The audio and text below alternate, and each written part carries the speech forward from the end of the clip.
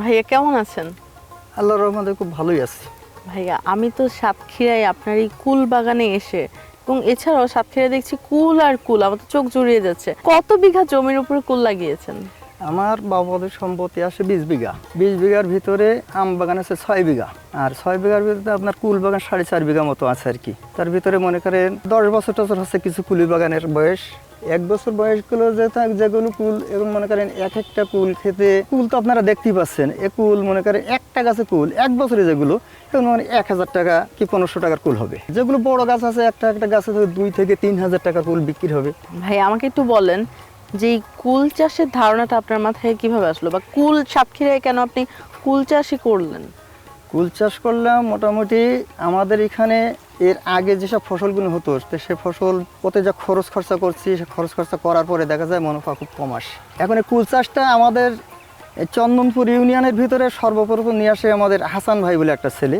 সেই ছেলেটা নিয়ে আসার পরে এখানে ও 2 থেকে 3 বছর করার পরে ও একটু লাভবান হওয়ার পরে আমরা মোটামুটি সেই কুল চাষ বিভিন্ন জায়গায় ছড়াই যায়। ছড়াই যাওয়ার পরে সেখান থেকে হাসান ভাইয়ের কাছ থেকে আমরা এই কুল চাষটা শিখি। তা আনুমানিক কত বছর আগে? 10 থেকে 15 বছর, 16 সালে থেকে আমরা করছি কুল গাছগুলো। আচ্ছা, কখন কোন সময় কুলটা চাষ করব বা চারা লাগাবো, এটা কোন সময়, সময়কালটা আমাকে একটু বল। আচ্ছা, আপনার কুল গাছ আমরা লাগাই, আমাদের এখানে যখন কুলের চারা লাগাই সেটা হচ্ছে আপনার অঘ্রাণ মাস থেকে পৌষ মাস, কার্তিক মাসেও কিছু কিছু লোক লাগায়। আজকেও আমাদের কিছু কুল গাছ লাগানো হচ্ছে। ওই যে আমার ডিপটয়ের পাশেই ওই দেখুন একটা খেতে কুল গাছ লাগাচ্ছে, সেটা হচ্ছে আপনার যে টক কুল যেটা বলে 12 মাস একটা কুল আসছে না, ওই কুলটা হচ্ছে আমরা এখন লাগাচ্ছি। আমি একটু জানতে চাচ্ছিলাম যে মাটিটা প্রস্তুত কিভাবে করতে হয়, নতুন যারা কৃষক একটু তাদের উদ্দেশ্যে বলেন যে কিভাবে কুল চাষের জন্য মাটি প্রস্তুত করবে। অবশ্যই তো একটা মাটি প্রস্তুত করতে হয়, সেটা যদি একটু বিস্তারিত বলতেন। মনে করেন আমরা আগে যখন কুল গাছ লাগাইছি, এর আগে প্রথম যখন লাগাইছি তখন জমি চাষ করতাম। চাষ করার পরে ওই জমিতে আমরা পটল গাছ লাগাইছি, যে সময় প্রথম চাষি জমিতে আর কি। আলু খেতে চাষ করতে গেলে মনে করেন আগে লোক চাষ হতো 16 চাষে মূল্য, তার অর্ধেক তুলো। এইভাবে মনে করেন কুল যে যখন জমি চাষ লাগাতাম তখন হচ্ছে কুলটা ভালো করে চাষবাস দিয়ে সার মাটি দিয়ে তখন কুলি চারা করতাম। কিন্তু ইদানিং এসে এখন যারা কুল গাছ পোতে ও আর ওই চাষ কাজ করে না, চাষবাসও দেয় না।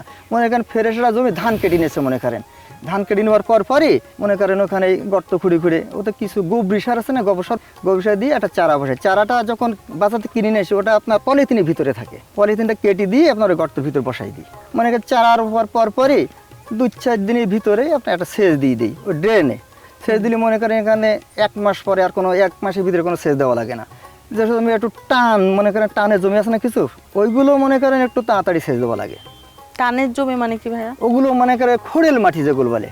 আচ্ছা, খোড়েল মাটি। এটা কি এগুলো বেলি দোআঁশ? এটা কি অনেক শুকনা হয়? হ্যাঁ, এগুলো শুকনো, মানে ওরা মাটিটা বেশ 3 থেকে 4 আঙুল ওরা ফেড়ে যায় আর কি। ফেড়ে গেলে ওরা মাটিটা জোর রাখতে পারে না। আর আপনার এই যে বেলি দোআঁশ, এটা হচ্ছে বেলি দোআঁশ। এগুলো বেলি দোআঁশ বলে। আচ্ছা, এই মাটিটার কেমন, এটার বৈশিষ্ট্য কেমন? এগুলো মনে করেন 1 স্কে পানি যদি আমি দিই, এখানে 10 দিনের ভিতরে এটা মাটিটা শুকাবে না। খোড়েল মাটি যেটা বলে, ওটা খোড়েল মাটিতে মনে করেন আজকে পানি দেবো, এখানে 3 দিনের ভিতরে দেখবেন এরকম সাদা হয়ে গেছে।